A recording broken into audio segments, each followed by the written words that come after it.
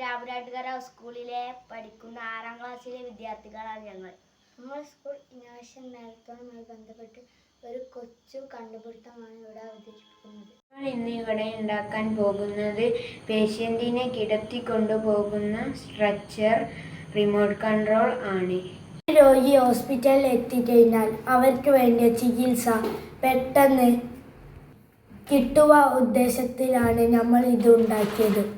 ഇത് ഉപയോഗിക്കുമ്പോൾ ഒരു സ്റ്റാഫ് മതി നമ്മളോട് കൂടെ. അയാൾക്ക് ഇത് റിമോട്ട് കൺട്രോൾ ഉപയോഗിച്ച് പ്രവർത്തിക്കാൻ കഴിയും. ഇത് നമ്മൾക്ക് വീൽ ചെയറിലേക്കും പരീക്ഷിക്കാൻ പറ്റും. ഇപ്പോൾ അപകടം കൂടി വരുന്ന സാഹചര്യങ്ങളാണ്. അത് കാരണം നമ്മൾ ഉണ്ടാക്കാൻ പോകുന്നത് ഓട്ടോമാറ്റിക് സ്ട്രെച്ചർ ആണ്. ഇത് ഉണ്ടാക്കുന്നത് ബാറ്ററി ഉപയോഗിച്ചാണ്, അല്ലെങ്കിൽ റീചാർജബിൾ ബാറ്ററിയുമായി ഉണ്ടാക്കാം.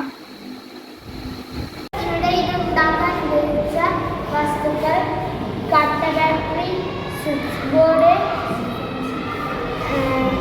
Form sheet, form board,